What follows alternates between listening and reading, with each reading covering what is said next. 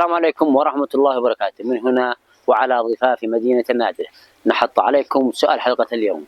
السؤال يقول: لماذا قال الرسول صلى الله عليه وسلم: أفتان أنت يا معاذ؟ لماذا قال الرسول صلى الله عليه وسلم: أفتان أنت يا معاذ؟ تابعونا.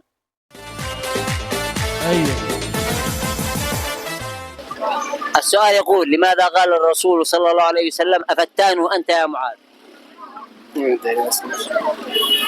شكرا لك.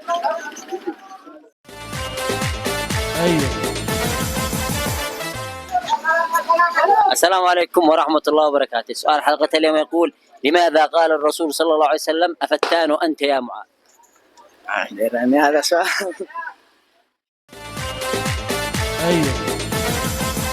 السلام عليكم ورحمة الله وبركاته. عدنا لكم من جديد في برنامج جرب حظك واحد. السؤال يقول: لماذا قال الرسول صلى الله عليه وسلم: أفتان أنت يا معاذ؟ أفتان أنت يا معاذ.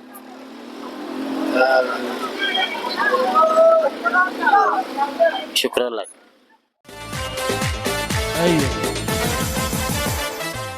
السؤال يقول: لماذا قال الرسول صلى الله عليه وسلم: أفتان أنت يا معاذ؟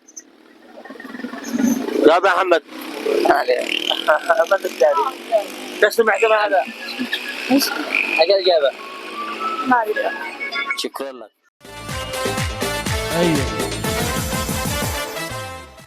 السلام عليكم ورحمة الله وبركاته. سؤال حلقة اليوم يقول: لماذا قال الرسول صلى الله عليه وسلم: أفتان أنت يا معاذ؟ لأنه كان يطيل بالناس في الصلاة وفي القراءة، فأخبر النبي صلى الله عليه وسلم فزجره على ذلك فقال: أفتان أنت يا معاذ. فعلا إجابة صحيحة حصلنا من الأخ خطاب الوحيني. خطاب الوحيني. ألف مبروك، حصلت على جائزة مقدمة من محلات عيسى العجبري. ألف مبروك.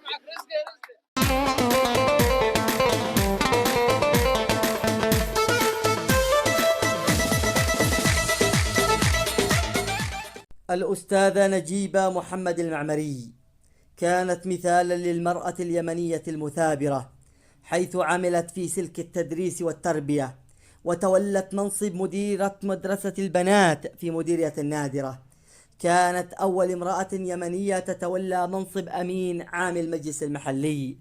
عملت على تطوير التعليم في المديرية، وتخرج على يدها المئات من الطالبات.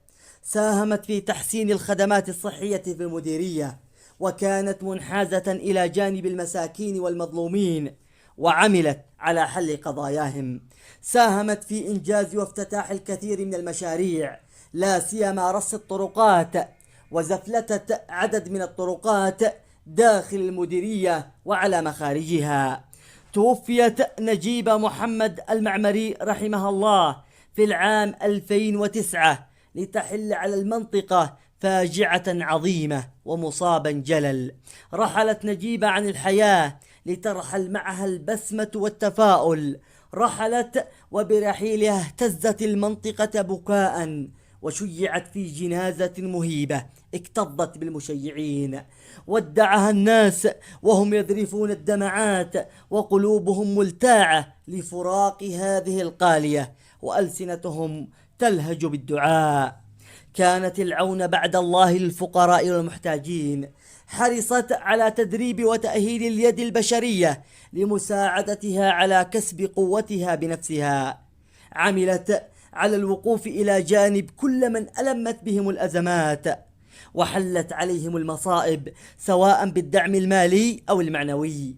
وكانت تقوم بجمع التبرعات للقضايا والنكبات المحلية أو العربية من خلال المهرجانات التوعوية كقضية فلسطين، قضية العرب والمسلمين. رحلت نجيبة وبقي أثرها لم ينساه أبناء المديرية، وما زالوا يتناقلونه جيلا بعد آخر.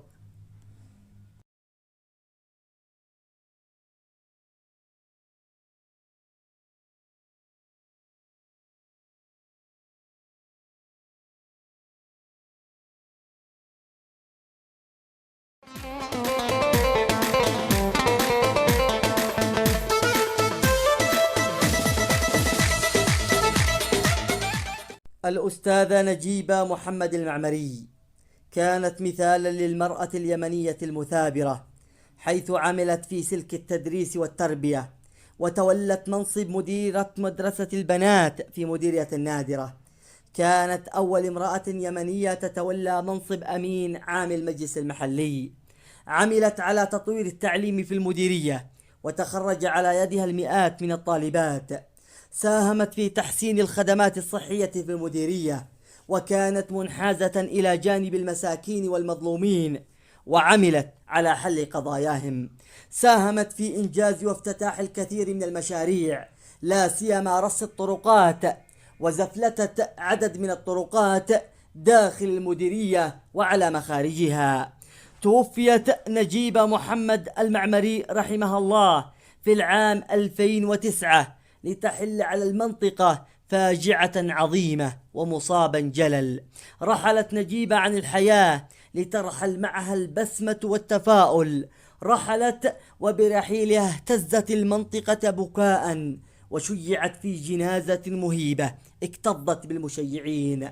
ودعها الناس وهم يذرفون الدمعات، وقلوبهم ملتاعة لفراق هذه القالية، وألسنتهم تلهج بالدعاء. كانت العون بعد الله للفقراء والمحتاجين. حرصت على تدريب وتأهيل اليد البشرية لمساعدتها على كسب قوتها بنفسها. عملت على الوقوف إلى جانب كل من ألمت بهم الأزمات، وحلت عليهم المصائب سواء بالدعم المالي أو المعنوي. وكانت تقوم بجمع التبرعات للقضايا والنكبات المحلية أو العربية من خلال المهرجانات التوعوية كقضية فلسطين، قضية العرب والمسلمين. رحلت نجيبة وبقي أثرها لم ينساه أبناء المديرية، وما زالوا يتناقلونه جيلا بعد آخر.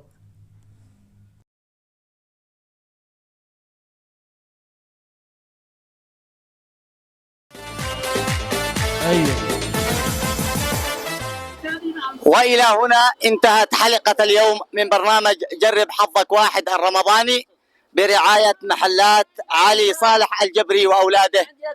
إلى حلقة قادمة، كونوا على الموعد.